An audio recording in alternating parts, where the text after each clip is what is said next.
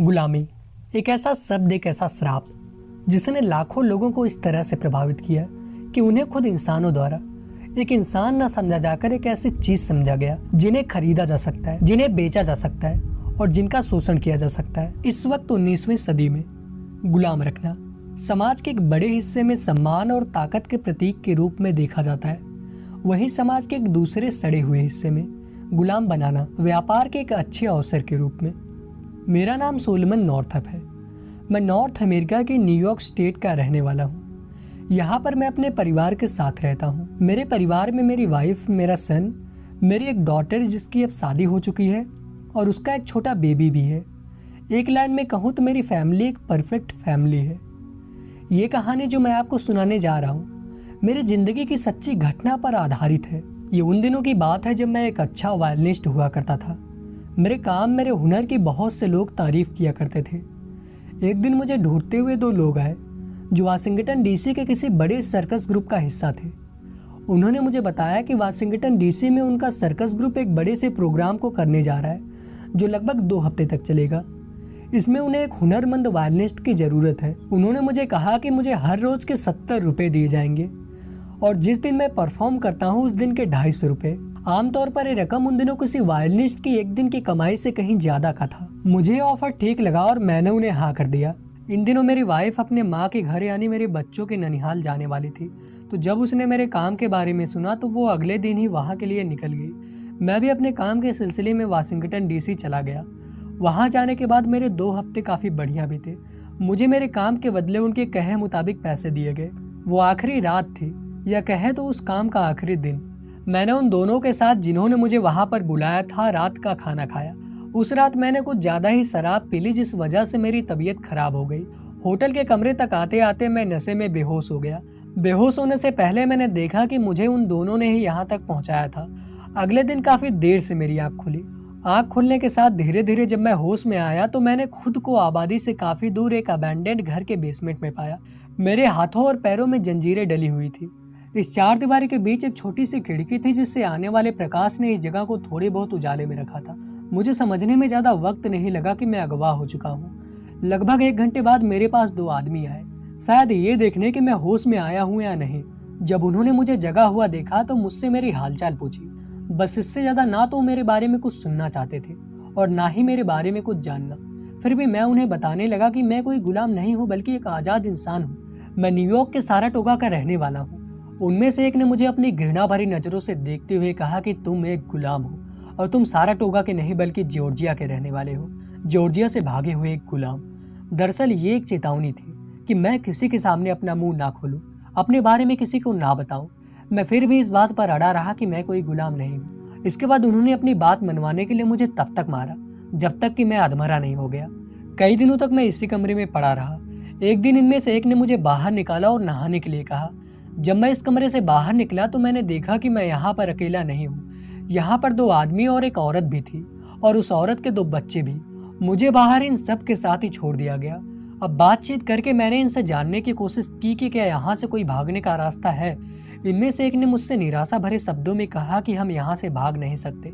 मैंने उससे वो बात कही जो उस वक्त मेरे दिमाग में चल रही थी।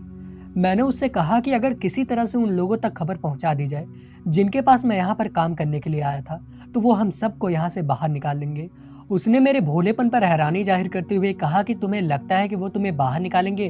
उन्होंने तुम्हें बेच दिया है और इस वक्त वो तुम्हारे बदले मिले पैसों को बैठकर कहीं गिन रहे होंगे। उस वक्त मुझे उनकी बातों पर यकीन नहीं हुआ, लेकिन धीरे धीरे मुझे भी मेरे हालात पर यकीन हो गया। कुछ दिनों तक सब कुछ शांत रहा, पर एक दिन आधी रात को वो हमें कहीं ले जाने लगे। मैंने उन्हें बात करते हुए सुना कि वो हमें न्यू ऑरलिन्स ले जा रहे थे।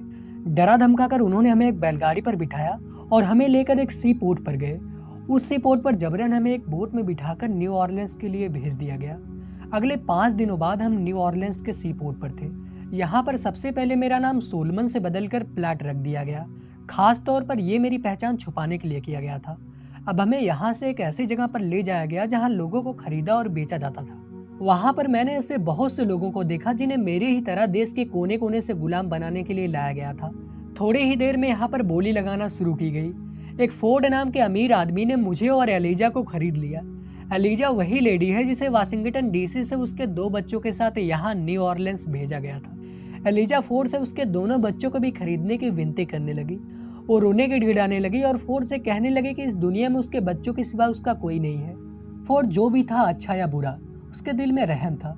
उसने सेलर से एलिजा के दोनों बच्चों को भी खरीदने की कीमत पूछी, लेकिन सेलर ने उन दोनों बच्चों को बेचने से इनकार कर दिया।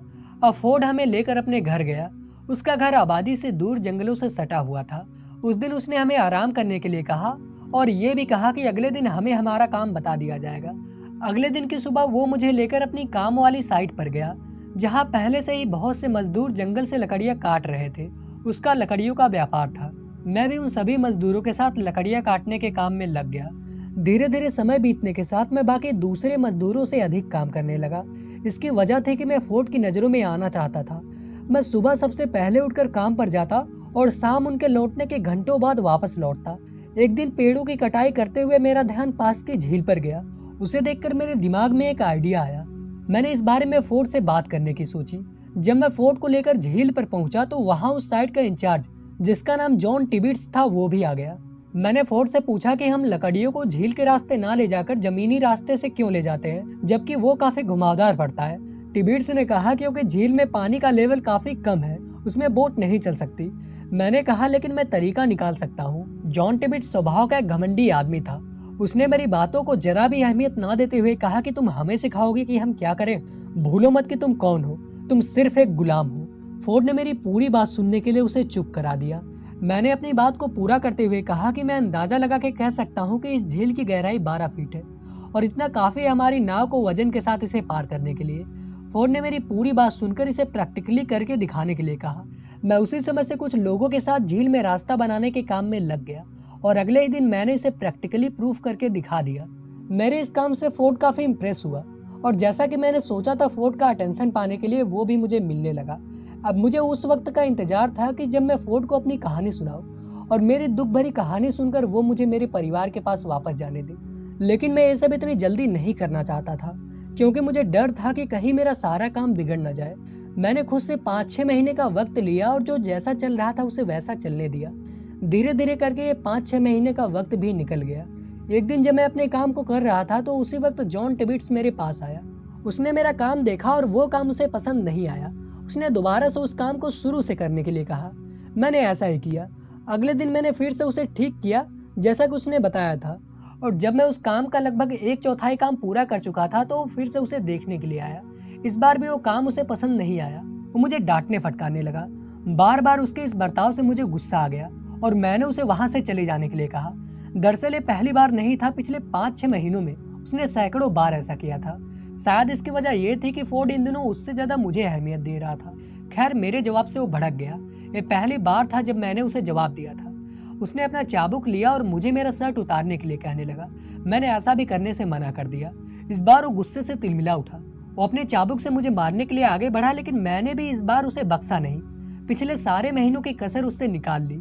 उस वक्त तो वो मार खा के चला गया, लेकिन 3 घंटे बाद वो अपने 2 साथियों के साथ वापस लौटा और मुझे मारने की कोशिश की। उन तीनों ने मिलकर मेरा हाथ पैर बांध कर मेरे गले में रस्सी डालकर एक पेड़ से लटका दिया, इससे पहले कि मेरी जान निकलती। साइट के सुपरवाइजर ने आकर उन्हें रोक लिया। उसके हाथों में गन थी और उसने उन्हें वहां से जाने के लिए कहा, लेकिन उसने मुझे उस पेड़ से उतारा नहीं, बल्कि वो फोर्ड को इसकी जानकारी देने के लिए चला गया। 1 से 2 घंटे बाद जब फोर्ड आया तो मेरी हालत बहुत खराब हो चुकी थी। उसने पहुंचते ही वो रस्सी काटी और मुझे लेकर अपने घर में गया। उस पूरी रात वो मेरे लिए जागता रहा, क्योंकि वही बाहर टिबिट्स मुझे मारने के लिए घूम रहा था। अगली सुबह फोर्ड ने मुझे और मेरे साथ अपने बाकी मजदूरों को भी एक दूसरे आदमी के पास भेज दिया। जाने से पहले मैं फोर्ड को अपने बारे में बताने लगा, इस उम्मीद से ताकि फोर्ड मुझे फ्री कर दे, लेकिन उसने ऐसा नहीं किया, बल्कि बदले में सिर्फ इतना ही कहा कि उसके ऊपर भी एक कर्ज है, इसलिए वो मेरी मदद नहीं कर सकता।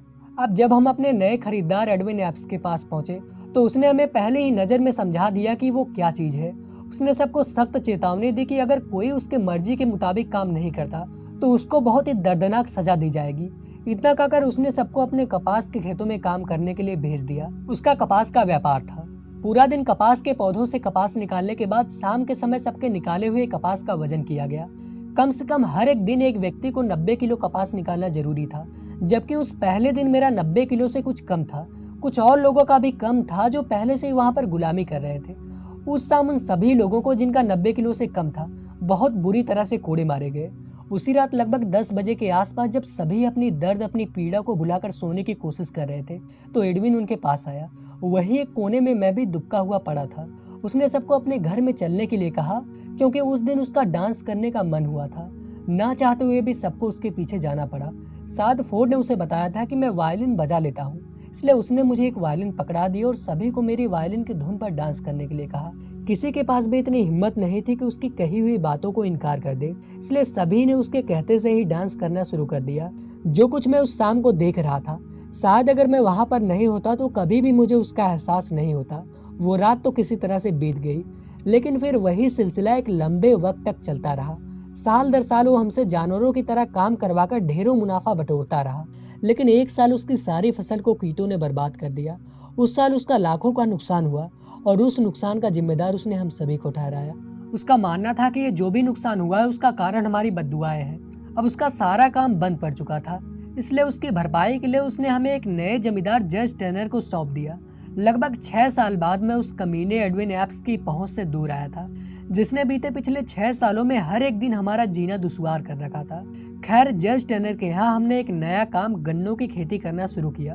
लगभग 1.5 साल तक मैं और मेरे साथ गए लोग उसके यहाँ पर गन्नों की खेती करते रहे। इन 1.5 सालों के भीतर उसने मुझे एक आदमी की सालगिरह पर वायलिन बजाने के लिए भेजा था, और वहां से जो भी पैसे मिले थे उसे उसने मेरे पास ही रहने दिया था। जब तक मैं वहां पर रहा, मैंने कभी भी उसे किसी पर हाथ उठाते नहीं देखा। हालांकि वो भी अपने काम को लेकर सख्त था, लेकिन उसने कभी भी एडविन एप्स जैसी क्रूरता नहीं की। अब इन बीते हुए 1.5 सालों में एडविन एप्स का व्यापार फिर से सुधर गया था। उसने मुझे और मेरे साथ अपने जितने भी लोगों को भेजा था उन्हें फिर से वापस बुला लिया। अब जब हम उसके ठिकाने पर पहुंचे तो मैंने देखा कि इस बार उसके खेतों में पहले से भी ज्यादा पैदावार हुई थी।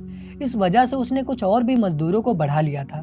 इन्हीं मजदूरों, या उनकी भाषा में कहें तो गुलामों में एक आर्म्सबी नाम का शख्स भी था। हैरानी की बात थी कि वो एक व्हाइट होते हुए भी गुलामी कर रहा था, जबकि मैंने इससे पहले सिर्फ ब्लैक लोगों को ही गुलामी करते देखा था। धीरे धीरे साथ में काम करते हुए जब मेरी उसके साथ जान पहचान हो गई, तो मैंने उससे इस बारे में पूछा कि वो यहाँ कैसे पहुंच गया। उसकी भी अपनी एक अलग ही कहानी थी। एक शाम उसने मुझे अपनी पूरी कहानी सुनाई। उसने बताया कि वो पहले जहाँ पर काम करता था, वहां पर लोगों को हर रोज मारा पीटा जाता था, उन पर जुल्म किया जाता था। इन सब से परेशान होकर उसने शराब पीना शुरू कर दिया। धीरे धीरे आदत उस पर हावी हो गई और इस तरह से उसे जकड़ लिया कि उसने काम पर भी शराब पीना शुरू कर दिया। उसकी इस आदत की वजह से उसे काम से निकाल दिया गया। जल्द ही उसकी इस आदत ने उसे दिवालिया बना दिया और मजबूरन उसे गुलामी का रास्ता चुनना पड़ा। उसके हालात को समझकर मुझे लगा कि वो मेरे भी हालात को समझ सकता है, इसलिए एक रात मैंने उसे भी अपनी कहानी सुनाई और उससे ये वादा लिया कि ये बात किसी को ना बताए। अपनी कहानी सुनाने के बाद मैंने उससे रिक्वेस्ट की कि वो मेरे लिखे हुए एक लेटर को मेरे होम टाउन भिजवा दे। मैंने उसे जज टेनर के यहाँ से कमाए हुए कुछ पैसे भी दिए। पैसे लेते हुए उसने अगली सुबह उसे लेटर लिखकर देने के लिए कहा। एडविन एप्स की वाइफ मुझसे अक्सर बाजार से सामान मंगवाया करती थी, जिसमें वो व्हाइट पेपर्स भी मंगवाती थी। मैंने उन पेपर्स में से एक निकालकर छुपा दिया था। उस रात मैंने किसी तरह से उस पेपर पर अपने हालातों को लिखा। वो लेटर लिखते हुए मुझे आधी से ज्यादा रात बीत चुकी थी। लेटर पूरा हो जाने के बाद मैंने सोने की कोशिश की, लेकिन मुझे उस रात नींद नहीं आई। लगभग 4 बजे के आसपास एडविन मेरे पास आया और मुझे लेकर बाहर गया। उसके हाथों में चाकू था और उसकी आंखों में गुस्सा। उसे पता चल गया था कि आज मैं कोई लेटर अपने होम टाउन भेजने वाला हूँ। दरअसल आर्म्सबी ने उसे सब कुछ बता दिया था। उस रात मैंने खुद के डर पर काबू रखते हुए आर्म्सबी के बारे में उससे ऐसी ऐसी बनावटी बातें कही कि उसे मेरी बातों पर यकीन हो गया कि झूठ मैं नहीं बल्कि वही बोल रहा था। उस रात तो चला गया, लेकिन फिर अगले 4 सालों तक मैं किसी पर भी भरोसा नहीं कर पाया। इन बीते हुए 4 सालों में बीमारी, भूख और एडविन एप्स के दिए हुए जख्मों की वजह से कईयों ने ये दुनिया छोड़ दी। कईयों ने इसे अपनी डेस्टिनी मान ली, तो कई तो इसे पहले ही दिन से अपनी डेस्टिनी मान चुके थे। जब चारों तरफ अंधेरा ही अंधेरा था, तो वहीं अभी भी मेरे भीतर एक होप का दिया जल रहा था। एक दिन एडविन एप्स के यहाँ पर काम करने के लिए एक आदमी आया। उसका नाम बैस था। बैस एक आजाद इंसान था। जब उसने वहां पर हमारी खराब हालत को देखा तो उसे हम पर बहुत पछतावा हुआ। उसने इस बारे में एडविन को समझाया कि वो अपने गुलामों का भी ठीक से ख्याल रखे। आखिरकार वो भी एक इंसान ही है।